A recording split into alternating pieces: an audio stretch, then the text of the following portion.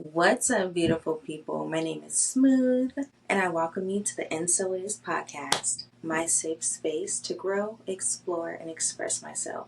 Tell me why yesterday I went to the distributor, get there after running around forgetting to get cash out and then having to make an extra stop to get this cash out. I make it there, get out of the car, and I thought I left my keys in the car, so I have a mini freak out. I'm like, where's my keys? Where's my keys? Can't find them. They're in my pocket. So then once I'm like, okay, before I get in there looking crazy, let me make sure I got the 3 essentials. Keys, cash, and ID.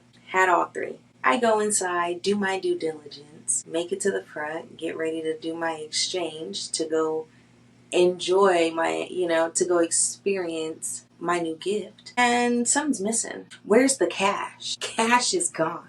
Cash was gone.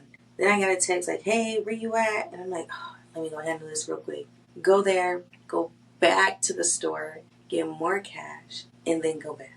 And it's like, you don't want me to enjoy? Or what? But I'm pretty resilient, so you'll have to try a little harder. Anywho.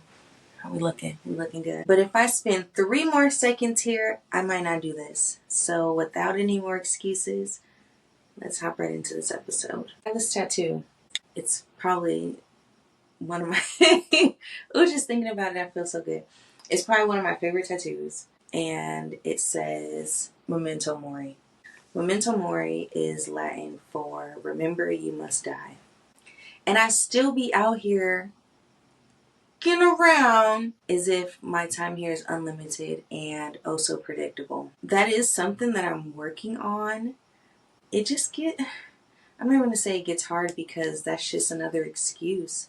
Am I ungrateful for not fully experiencing what this life has to offer because of my own mind, because of things that I've let get in my mind and push me into inaction to do nothing? And yes, we all go through our episodes and our ebbs and flows of life. But when I really sit back and think about it, it's like, what's the problem? And I asked myself that a couple of times throughout the weeks. What's the problem? As I approach a new era in my life and my birthday is quickly arriving, I'm just like, reflecting on these past 10 years, and I had to ask myself, what did I do that I'm proud of, and what do I wish to improve for this upcoming era? And for some reason, the what I wish to improve list was longer than the what I feel like I accomplished. And even though what I feel like I accomplished is so grand, I noticed that there was a lot of room for improvement. So then I thought, cool, that was my past 10 years. So then for, let's say, a next decade or so, what is it that I want to improve on? And the main thing, like once I wrote down everything, and I got down to the common denominator of, okay, like, why hasn't that been worked on in the past? It's me, Jesus. It's me, Jesus. Okay? I take full responsibility for neglecting myself, for allowing how I was treated in the past to convince me that that was my only destiny or my only outcome was to be neglected, whether it was by other people or by myself. And let me tell you something. It stops right here, okay? Because if you neglect yourself, you allow others to neglect you. And let me tell you, ain't no party time around here, okay? I ain't neglecting myself anymore. And the whole purpose of this episode is to be or not to be. The whole purpose of this episode is that's what I was thinking about. Nothing can really convince you to take action. No one can really convince you to take action. Of course, speaking for myself, which I know I do very well and the best, is speak for myself. I have consumed so much knowledge and information, videos, TED Talks, Instagram, newsletters, apps, all these different things set in place to really help us take action on things. dreams. And for some reason, I still lag.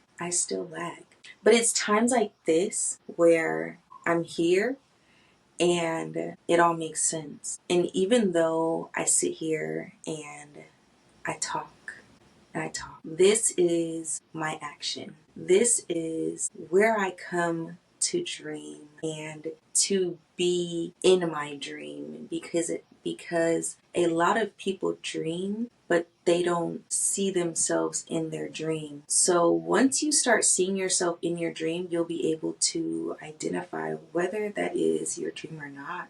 Because if you see yourself in that dream and you're like, this feels odd, you're going to then evaluate that dream for one that you don't feel odd in. So now that I'm here and I take this action, the next step is to continue to take action and to get out of my own way.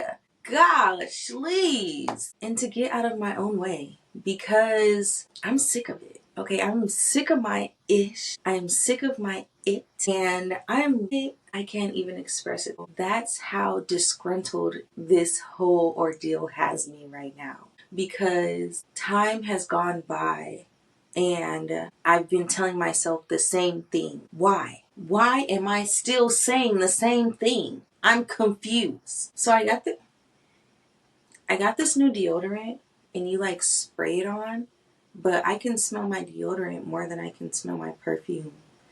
And I don't necessarily like that. Action, so they say faith without work is dead. So say you have that faith. You're like, I know it's gonna work. Something's gonna shake down for me. How long do you hold that faith without putting in work before you realize that work needs to be put in to uphold that faith, to back that faith? And I had to think about that. Like, yeah, I'm faithful and I have faith that things are going to work. But I'm sorry, I'm having a really good time. It's like 2:30 in the morning. I have no idea what's going on, but we're here. And before we get too far into this episode, I would just like to thank everybody that has listened, that will listen, and most importantly, why did I want to say importantly? Most importantly, you right now that is listening. Thank you so much for being here and sharing this time with me. So let's get back into this episode. So in a sense, is it a sense? No, this is like this is the real deal. We have to get on board with upholding our end of the bargain. If God sends you down with a vision, and then you start to see that vision, and he's like, my child, show your vision to others. And you're like, no, but make some shake for me, Big Papa. Do you really think he gonna wanna make some shake for you? I can tell you right now, it's no. It's no. He love everybody how he love everybody, because he made everybody equally divine. But let me tell you something.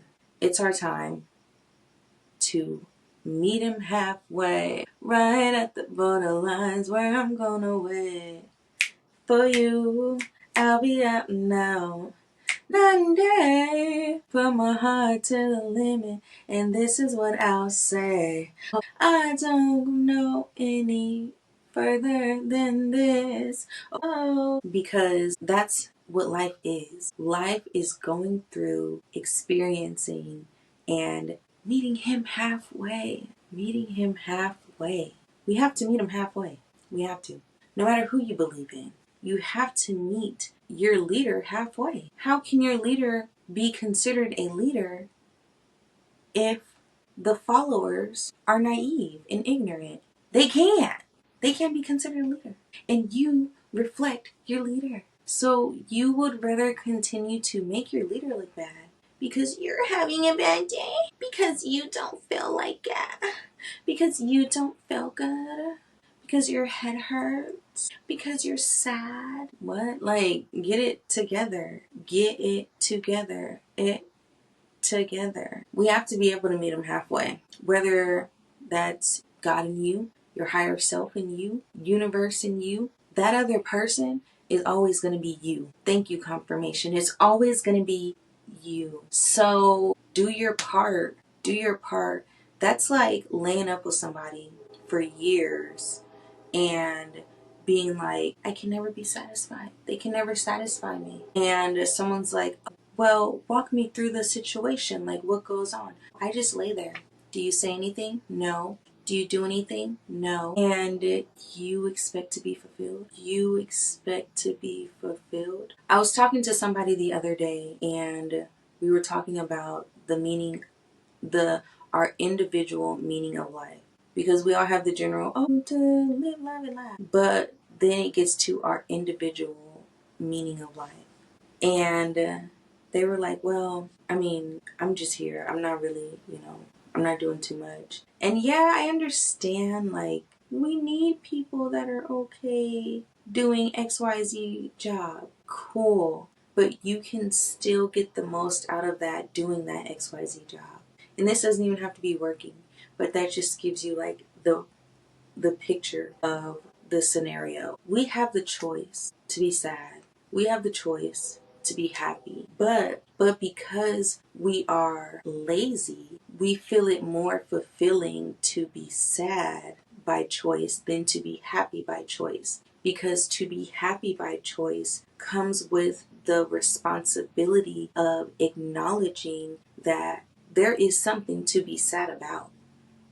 Because you could be sad all day long and just like, what's wrong?